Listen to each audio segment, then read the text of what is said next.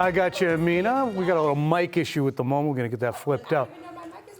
Hear that? But I'm on it. I like it. 20-7 loss. A lot of things shorted out today down in Miami, and the Patriots nice shorted out as well, 20-7. And Matt Cassel, your initial thought on how this one went? Just an overview. It's just not the way that the Patriots wanted to start the season. You know, and it's a new outlook. There's a lot of anticipation to see how the offense was going to operate.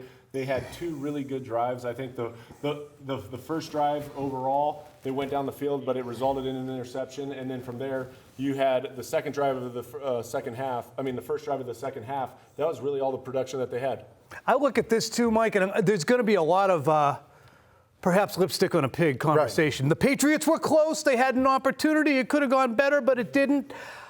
I look at this, and it's an average Miami team, Amina, that they lose to, and the Patriots are in a situation where it's not just a play here and there. It's kind of cataclysmic breakdowns. Yeah, hopefully my mic is working now. Okay, good. It sounds like it is working at this point. But yes, it did look like this Miami team, they were just a little bit further away than the Patriots. It almost felt like the Patriots, they had a chance right before the half, Ted, but then with that score and the Miami Dolphins going up 17-0, that took the wind out of this Patriots team. I really don't know what they could have done coming out of that locker room. Yeah, that was a killer. I mean, you guys, you talk about kind of, this game and missed opportunities. I mean, that's the first one I think about in this game is the 4th and 7 right before halftime. Yeah. That was just a killer play. And I thought it was kind of interesting. You know, I think the Dolphins were on the Patriots probably like 42, 43-yard line.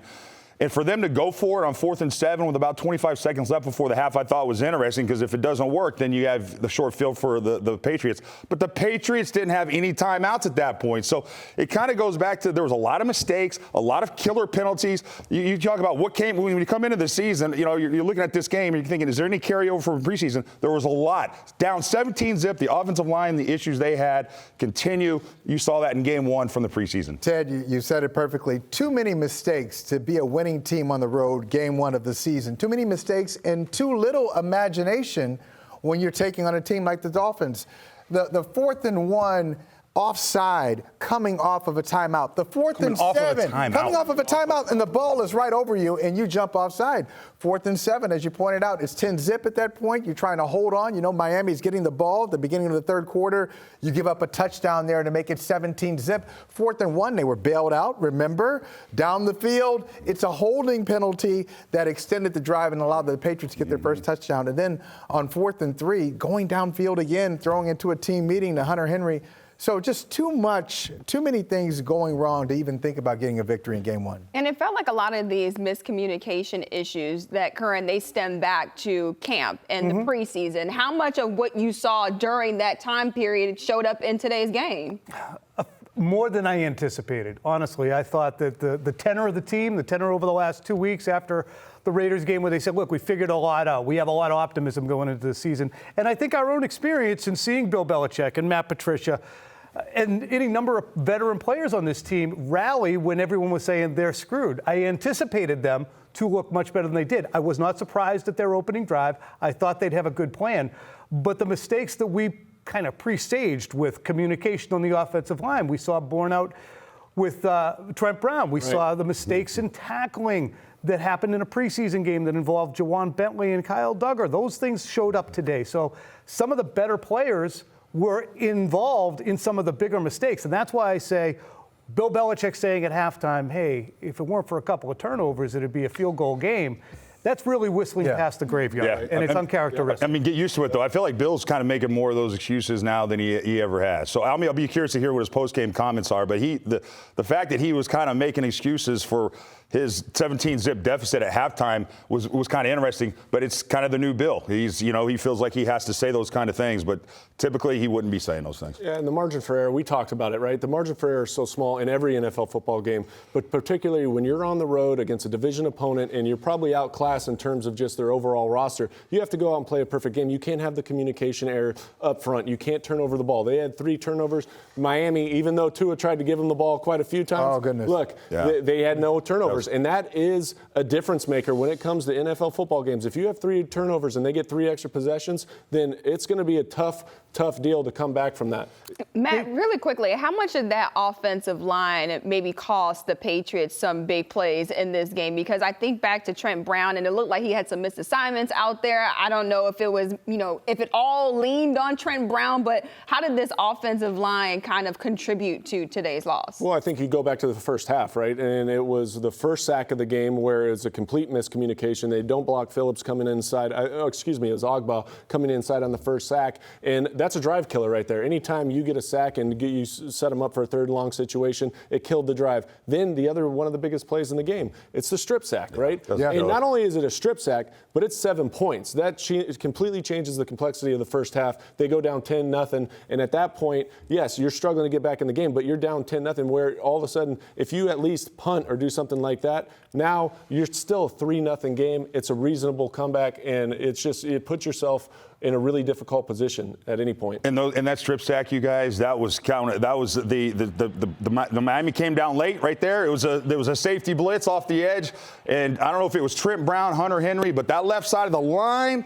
You got a first rounder at left guard. You got your best offensive lineman at left tackle. And that offensive line on the left side had a bad game. And on this play right here, the strip sack, they just completely missed this guy coming down late. Matt, what do you think on that? What was the mistake? As you can see right there, David Andrews and whoever the left guard is there, and Trent Brown, David Andrews in particular tells me that they're sliding to the left, which means their responsibility is kicking out to that inside backer outside. And that's it's called a dual read, right? You're going inside out. Now it makes it a little bit more difficult when a safety comes from depth because now you've got to adjust not just from the inside guy, but you got to push all the way out. And as you can see, Trent kind of tracked, I think it was Ingram inside instead of just continue to kick out because both those guys were kicking out. He didn't. And now this guy comes off the edge free because normally if that situation happens for any quarterback and you know that you're hot off one, you're alert to that right now. Your eyes are going there saying, hey, if this guy comes, I've got to get the ball out to Hunter Henry. But Hunter doesn't even break off hot, which means to me that there was some kind of communication up front. And Ted said earlier, the new Bill is a guy who makes excuses or kind of capes up for the team, even when he shouldn't be doing that. Well, let me ask you, the pro players here, it's a fine line between making excuses and making excuses for the players or being accountable for the coaching staff. In that situation, is that coaching? Is that poor coaching where they don't slide over to the left like they're supposed to, like they should be coached to do? Or is it just poor execution from Trent Brown and the rest of the offensive linemen? You could say it's maybe a little bit of both. Well, what do you say? You say it's both? What do you? If I had to guess? Yeah. I feel like Trent Brown's been around long enough. He knows who he's doing. I hate to put it on the coaches, but it's clearly the coaches. The coaches have been a big story all offseason. We know that from going way back with the offensive coaches. It's just something you've never seen done on the defensive coordinator. Well, you have. It just didn't work out for Philly. It's just very rare to have an offensive coordinator as your former defensive coordinator. And that was kind of the issue all preseason. And I feel like, I hate to say it, but that's what most people are going to point to on that miscommunication is coaching more than it is, I think, the players. But in the end, though, as we know as players, you have to be accountable. You have to take responsibility. You do. And when you know the scheme and you know what you're doing out there, then you have to be responsible to say, hey, we know that we've got a dual front side. We've got to push out to that guy. We got to protect our quarterback. We can't have the mental errors. Everybody tries to play to perfection. We're not all there, but the mental errors are what kill you in this game. And those are when the big mistakes happen, is when you have a blown assignment, complete blown assignment, and that's probably why Cole Strange wasn't out on the field right after that, was because they said, hey, look, we know that you're a rookie, but you've got to get caught up to speed right now. And you've got 2 veterans next to you that they've got to help you. They've got to surround you. They've got to support you. But at the end of the day, you've got to get it done when you're out on the field, and we expect you to play to a certain standard. And Phil Perry tweeting just now that Mac Jones was sent to the X-ray room, so we'll get a follow-up on that. But let's talk a little bit about Mac Jones. 21 of 30, 213 yards through the air today and just 1 touchdown, but was sacked twice.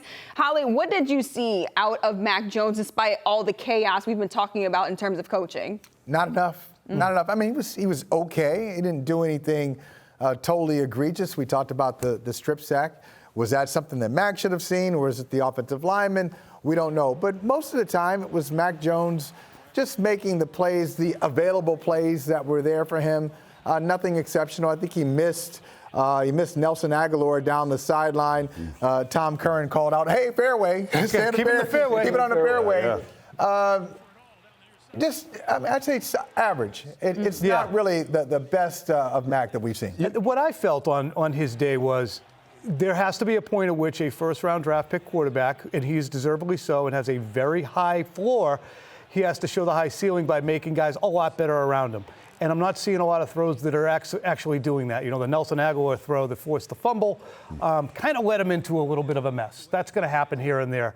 But we also saw both of the decisions that he made on those fourth down throws were into team meetings. The second one to Hunter Henry on the 4th and 3, he's coasting around back there for upwards of 5, 6, or 7 seconds. And the best he could get was a throw down the middle into a cavalcade of 3 Dolphins with Hunter Henry, who's probably not going to high point many balls over defensive backs. But is that afforded to him by the lack of explosiveness on the outside? Did the play calling send everybody down the flipping field when you needed somebody short? So we don't know who to blame, but I don't think it was outstanding. And a couple other points too, you guys. I think it's interesting. I don't think the play action. I'd be curious what the play action numbers were. It was kind of non-existent. Right. So we're going to judge Mac of just purely drop backing today. Right. So when you don't have your play action game going for whatever reason, it just didn't seem to be there at all. That's a concern, and to me, that's a big part of it. And then also, the next thing is Kendrick Bourne, who I thought was his best weapon last year. Guys, he didn't play in that game, in today's game, until that first catch he had for 41 yards, which was the longest play from scrimmage. So you didn't have Mac Jones' number one weapon out there for most of the game, and the play action game was non-existent. Right, and the other part of this, too, for Mac Jones, he was put in some difficult situations early on. We talked about the 3rd and long situations after that first drive and not being able to establish a run, not being able to stay on track. That's always a tough situation for any quarterback because this team is a team that's known for rushing the quarterback. And so when they can come after you, pin their ears back, and understand that, look, they've got a 3rd and 12 situation. Look, the anticipation, all that stuff kind of goes out the window. You're like, okay, I got to stay sturdy in the pocket, get the ball out to a receiver downfield, but it takes time to develop those plays, and it's not a good situation to be in. And the other part is, they didn't really even take any shots until the 4th quarter. The shot they did take, I thought it was good play by Mac Jones, and there was pass interference on there. They didn't call it. Devontae Parker got his shoulder pad. They were holding on for dear life. It was a lot of material you can see there, but I think it mitigated because let's say the Dolphins got away with that one, and then I think the Patriots got a gift on 4th and 1. Correct. They called Howard, same guy. They called the hold there, and that led to points. So that was a couple of shots. That was one, and then the other one to Bourne, which was successful.